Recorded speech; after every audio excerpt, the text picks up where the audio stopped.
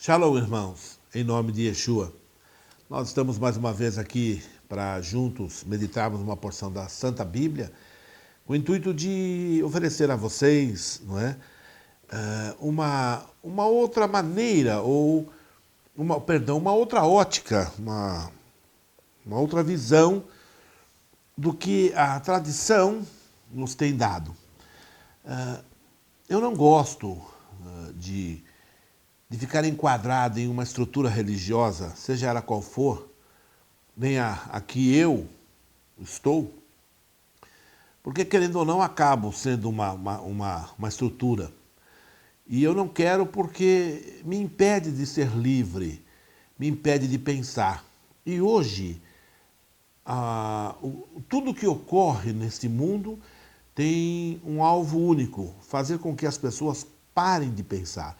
É tudo muito mastigado, tudo muito bem informado e com a intenção proposital de fazer com que a pessoa chegue no mesmo denominador comum que eles desejam que isso aconteça. E isso em todos os aspectos.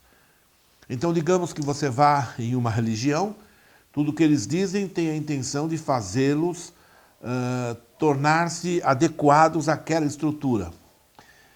A ideia não é fazer isso, a ideia é você conhecer Yeshua, conhecer o poder da sua ressurreição, o que ele realizou por nós, destruindo esses sofismas e essas coisas que nós humanos criamos, e em nome dessas coisas a gente briga, não é? A gente briga, ataca uns aos outros, dizendo eu sou, aquele não é, eu sou, e arrogantemente pecando, não é?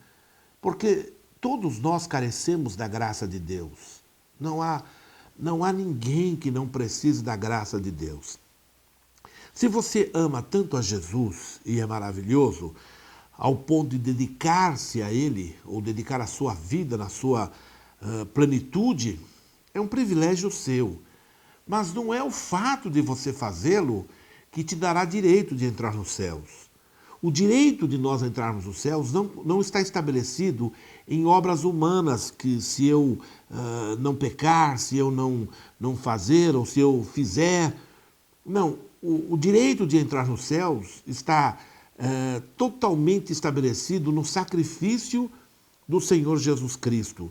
Ninguém pode melhorar aquilo foi perfeito, um sacrifício perfeito, pleno, absoluto. Eu não consigo, nem há a menor possibilidade da minha natureza humana ajudar esta realidade de que Cristo morreu por nós, sendo nós ainda pecadores.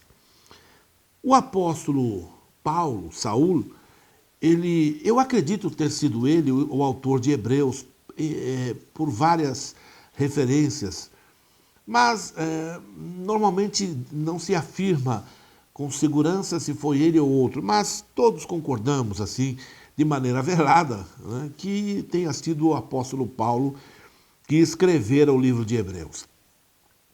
O livro de Hebreus está dirigido aos hebreus, não é? Ao povo hebreu. E por isso que a linguagem dele é uma linguagem específica, uma linguagem direta, uma linguagem que trata com pessoas que sabem do que está sendo dito. Para que eu tenha algum tipo de entendimento nesta carta, não é? Que não é uma carta universal, é direta aos hebreus, para que eu tenha algum tipo de entendimento, eu teria que, de fato, conhecer a cultura, conhecer a religião, conhecer os costumes do povo de Israel daqueles dias, não é? Que são muito diferentes dos dias de hoje, para entender qual é a palavra que está sendo dita. Mas, de uma maneira mais abrangente, a gente pode ter uma visão um pouco mais fechada no que diz respeito à síntese do livro.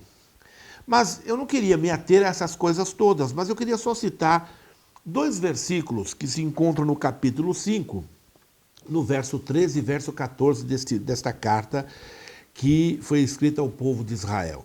Diz assim: porque qualquer que ainda se alimenta de leite não está experimentado na palavra da justiça porque é menino. Então, nessa afirmação, deixa bem claro que existe uma diferença entre pessoas experimentadas na palavra da justiça. Olha, veja que interessante. Não é a palavra do conhecimento genérico, é uma palavra específica baseada em um ato, baseada em princípios estabelecidos por Deus, desde o Antigo Testamento, que fez com que isso fosse compreensível. Isso o quê? As exigências de Deus e como que ela teria que ser satisfeita. Então, para que você tenha domínio ou segurança nessa palavra de justiça, você tem que conhecê-la, você tem que amadurecer. E no segundo texto diz assim, mas o mantimento sólido, lembra que ele falou aqui do leite, mas o mantimento sólido é para os perfeitos. Ei, espera um pouquinho. Se você fizer um pequeno estudo sobre a palavra perfeito no Novo Testamento, vai descobrir o seguinte, que algumas vezes Paulo diz, ou pelo menos afirma ser que ele ou nós, em um certo aspecto, somos imperfeitos. E no mesmo texto ele afirma que nós somos perfeitos. Bem, do que ele está falando? O que ele está dizendo é que existe uma realidade humana e existe a palavra da justiça que sobrepuja a minha incapacidade e estabelece os méritos de Cristo sobre minha vida. Então, nós somos salvos pela fé, pela graça, mediante a fé, e isso não vem de nós, não é? Não vem de nós, não vem das obras, para que ninguém se glorie. Olha, eu sou muito santo, eu dei o meu pão para os pobres, eu dediquei minha vida. Querido irmão, se você o fizer, será maravilhoso, mas não é isso que te dá direito de ir para o céu. O direito de nós vivermos os céus e entrarmos no reino celestial nos foi otorgado através de Jesus. E esta é a palavra, não é, da justiça, que normalmente ela ocorre em 3 níveis básicos. Nós temos água, leite e alimento sólido. Se você se perguntasse qual é o meu nível de fé, qual é a minha idade espiritual, e algumas pessoas se confundem ao ouvir pessoas que têm a capacidade da oratória ou conhecimento da história, ou da geografia, ou da filosofia, e por isso falam bem e acabam escondendo a sua debilidade espiritual. A gente pode perceber isso entre os políticos. Se você prestar atenção, é assim. Isso há muitos anos acontece, é sempre igual. O repórter ou alguém pergunta ao político, Excelência, o deputado, o senador, ou sei lá quem, governador, e a respeito disso, assim, assim. Ele vai começar a dar números. Não, porque antes era X, agora é Y, e ele vai enrolando, ele nunca explica. Eles são treinados para isso, tá entendendo? Então, a pessoa que não tem habilidade de perceber isso, acaba ficando... Você entendeu o que ele respondeu? Aí diz o cara lá da Praça da Alegria, não entendi, nem eu. Mas é exatamente isso, esse é fato. Não é?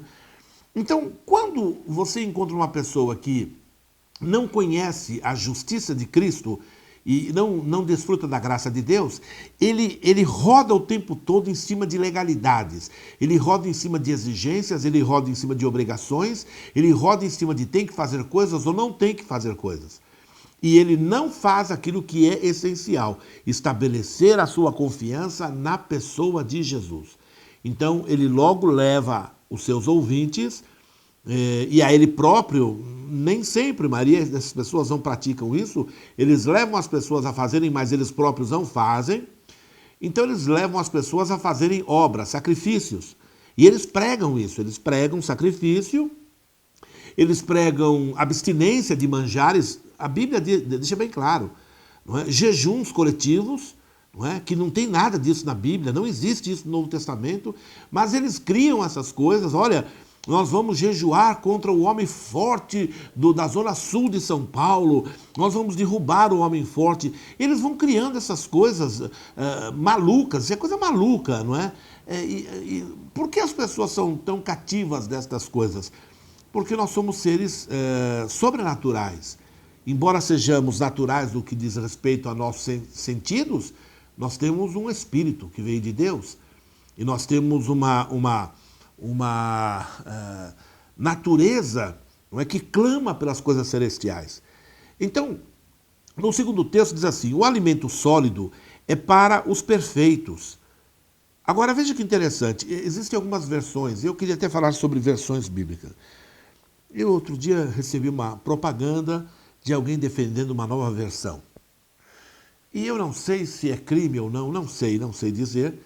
Se eu falar, por exemplo, de uma versão que não convém, se eu seria responsabilizado. Mas como se trata da palavra de Deus, eu vou só fazer uma citação. Eu faço um desafio a você. Você já ouviu falar da versão NVI, Nova Versão Internacional? Pois é uma das piores. Eu nunca vi coisa tão horrorosa, tão maligna como essa versão. Para você ter uma ideia do que eu vou dizer como é que eu faço para saber se uma versão é adequada ou não. Porque, para o povo, para o meu povo, eu sou uma pessoa normal, comum, eu não sou um intelectual, eu não sou um acadêmico, eu sou uma pessoa, um brasileiro, eu sou um brasileirinho.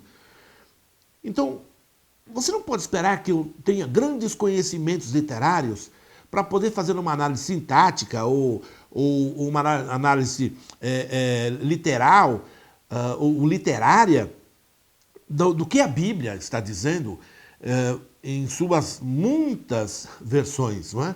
Ou traduções. Mas eu vou passar a você aquilo que eu, Horácio, faço. Eu pego uma palavra, por exemplo, perfeição. Pega esta palavra só, no Novo Testamento, palavra perfeição, e vá fazer uma pesquisa nessa versão NVI. Se você tiver luz de Cristo, vai ficar horrorizado com essa versão. Eles mutilaram a verdade, eles destruíram a Bíblia, eles fizeram coisas arrogantes, satânicas. Eu não tenho certeza. O que eu vou falar aqui, estou vendendo peixe que me venderam. Eu não tenho certeza, mas me chegou ao conhecimento que as pessoas, ou a pessoa que produz essa Bíblia, é o grupo da revista Playboy, que hoje em dia ninguém mais se interessa por mulher pelada, revista de mulher pelada, porque elas estão peladas, então para que comprar revista? Já está aí, não é? Nas novelas. Então essas coisas vão acabando, vão perdendo aquela curiosidade que se tinha. Então, claro que começa a cair e não vende mais. Então, bem, eu preciso manter meu patrimônio, eu sou um editor e eu preciso editar coisas. Então, a Bíblia é o que mais vende a vida toda. Então, vamos fazer uma Bíblia. Então, lançam-se lá a fazer uma Bíblia e chamam lá algumas pessoas. E, curiosamente, eu vejo até pastores defendendo isso. E eu, na minha limitação de humano, eu tenho visto algumas versões muito interessantes, não é? Essa minha é a famosa Ferreira de Almeida, não é? Essa daqui não é propaganda não, porque não me interessa, eu não ganho nada com isso. Não sou vendedor de Bíblia, sou contra o comércio de Bíblia, não tem meu nome aqui. Ela é nem sei o nome daqui. Aqui não me lembro o nome dessa Bíblia. Eu compro ali na Moca. Ah, meu Deus, Trinitariana. Pronto, Trinitariana. Então, ouça. Com relação a esse texto, eu vou só fazer uma comparação nesta versão e na chamada versão Revista e Atualizada. A Revista e Atualizada é uma versão muito boa, mas tem 3 pontos muito comprometedores. Não vou entrar aqui em detalhes, mas esse é um deles, e eu quero citar isso. Aqui diz assim, o mantimento sólido é para os perfeitos, vírgula, os quais, em razão do costume, têm os seus sentidos exercitados para discernir tanto o bem quanto o mal. Então veja, aqui diz que tem os sentidos exercitados. Na versão atualizada diz assim, tem as faculdades. Bem, Qual é a diferença entre sentido e faculdade? Faculdade é puramente natural, físico, capacidade de discernimento humano. Eu não preciso de Jesus, eu não preciso do Espírito Santo, não preciso de nada disso, eu posso tê-lo, ou tê-la, perdão, mesmo sem a ajuda de Deus, não é? Diretamente. Mas no que diz respeito aos sentidos que Paulo aqui, ou o autor de Hebreus está citando, aí sim eu preciso de Deus. Então, aí sim, não tem como eu ter acesso a essa informação vinda através desse sentido sem a ajuda dele, a ajuda divina. Mas aqui é resultado de uma prática diária. Qual é a prática diária? Em razão do costume, isto é, há um hábito diário de exercício dos sentidos. Bem, deixa eu explicar isso para nós encerrarmos essa exposição. Quando você ouve, você está me ouvindo agora, então como saber se o que você está ouvindo de fato é verdade ou não? Então você tem que exercitar os seus sentidos, pensar. E o teu pensamento não pode ser oriundo de conceitos que não sejam os conceitos da verdade, isto é, da palavra de Deus. Então, digamos, um irmão me perguntou assim, é conveniente um cristão ler todo tipo de literatura? E eu disse a ele o seguinte, vai depender do tipo de cristão, a condição, a capacidade intelectual dele de assimilação e de percepção do que é bom ou não. Por exemplo, se você tem uma pessoa alcoólatra, ela não pode ver álcool perto. Se você tem uma pessoa voltada ao misticismo, você não pode dar um livro para ela com conteúdo místico, porque ela vai pirar. Ela não tem a capacidade de analisar aquilo estando alheio ou estando isento de qualquer domínio daquela literatura. Então, se uma pessoa, por exemplo, ela é socialista, ela vai ler literatura socialista apaixonadamente. Se ela é uma pessoa voltada à magia negra, ela vai ler os livros de magia negra apaixonadamente. Então, para que você exercite os sentidos para discernir o bem e o mal, você tem que exercitá-lo pela Bíblia, porque a Bíblia é a palavra de Deus, é a verdade, não existe uma verdade paralela. Eu não estou dizendo da verdade como um fato ocorrido, estou dizendo da verdade de Deus, da verdade entregue através de Deus ao povo de Israel e através do seu Filho bendito e ao Yeshua HaMashiach. Então, essa é a verdade. Muito bem. Então, quando você exercita isso, você vai progredindo paulatinamente. Só que não acontece isso. O que acontece é o seguinte, você ouve um cidadão falar e você não pensa no que ele falou, você crê naquilo. Eu estive com uma certa pessoa de uma certa religião evangélica e você pode falar mal de Jesus para ele, mas não fale do bispo lá dele, ou do apóstolo, não sei o que é lá. Não fale porque ele vai brigar, ele é capaz de sair no braço com as pessoas, não é? Porque ele não tem sequer a capacidade de ponderar, não tem a capacidade de avaliar qualquer contraponto oferecido a ele. Então, irmão, ouça, existem 3 tipos de alimento. A água, então não dá tempo de falar aqui tudo, o leite, eles são fundamentais, claro, mas Deus quer que nós vivamos de acordo com aquilo que Ele tem preparado para a gente, alimento sólido. Isso não é para qualquer um. Você vai ter que crescer em Cristo, isso vai demandar da sua dedicação a ler a Bíblia e a conhecê-la, não é? Então, eu poderia falar mal, por exemplo, de A, B, C ou D. E ajudar você no quê? O que adianta eu vir aqui e falar assim, olha, tal pessoa, olha aquele lugar. O que eu vou dizer a você é que tal ensinamento pelas Escrituras não procede e tal ensinamento é maravilhoso. Temos aqui na internet, em todos os cantos, homens de Deus maravilhosos, acima de qualquer suspeita, maravilhosos. Só que tem uma coisa, ele fala para aquele setor que Deus estabeleceu. Então, existem muitos tipos de gente na nossa sociedade. Então, Você imagina que o irmão fulano, vou citar o nome, que eu gosto dele, ele era do Paraná, e ele é um homem de Deus, e ele fala bem, e ele tem lá um setor do corpo de Cristo. Mas, irmãos, tem muita gente que não gosta daquilo, a maneira como é falado e assim por diante. Então Deus levanta um outro, que é mais contundente, mais rasgado, mais aberto, e vem alguém, não tem ética. Meu irmão, a ética do pregador é a profecia. Não é a ética da sociedade, dos valores morais, conceituais, de um mundo corrompido, profanado. O profeta, quando profetizava, Deus lhe falou assim, olha, eu farei o teu rosto duro contra eles. Eles não vão gostar de você, mas eu sou contigo, não tenha medo deles, porque eu sou contigo.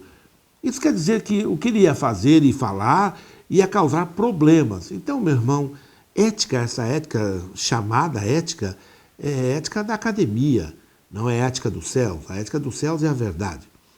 Então, a minha proposta a você é a seguinte. Como você pode crescer em Cristo? Comece a exercitar. Como? Ore a Deus. Comece assim. Leia a tua Bíblia e ore a Deus. Por exemplo, você ouve uma determinada pessoa falando da Bíblia. Irmão, antes de você falar, ó, que maravilha, ó, que coisa bonita, ó, que ele falou, irmão, peça a Deus, Deus, isso é verdade. Faz sentido isso? Pense no que está sendo dito, avalie o que está sendo dito. Você sabe, a gente podia usar alguma coisa relativa à situação do nosso país agora. Né? Quer dizer, quando uma pessoa está dizendo que é falso, é uma difamação, tá, 2 pessoas, 3, 4. Mas quando uma nação toda diz, não, cara, está errado, não tem como mais ninguém falar que está certo. Todo mundo está vendo. Então, seja essa primeira pessoa a perceber. Ore a Deus a respeito. Tá bom, filho? Deus abençoe você, meu irmão, minha irmã, você que tem me acompanhado. Deus te abençoe grandemente. Olha, a ideia não é estabelecer uma religião. Jesus não veio estabelecer uma religião, ele veio estabelecer a graça. E essa graça está estabelecida. Basta você crer no Evangelho, entregando a Jesus sua vida. Eu quero fazer alguns outros vídeos falando sobre batismo e também, como eu prometi, falando sobre a suposta ida de Jesus no inferno. Deus te abençoe e te se vê na próxima. Amém? Desculpe, não dá para continuar, o tempo esgotou-se, senão fica muito pesado e nós não aprofundamos muito, mas eu creio que é o suficiente para você pensar a respeito. Deus te abençoe.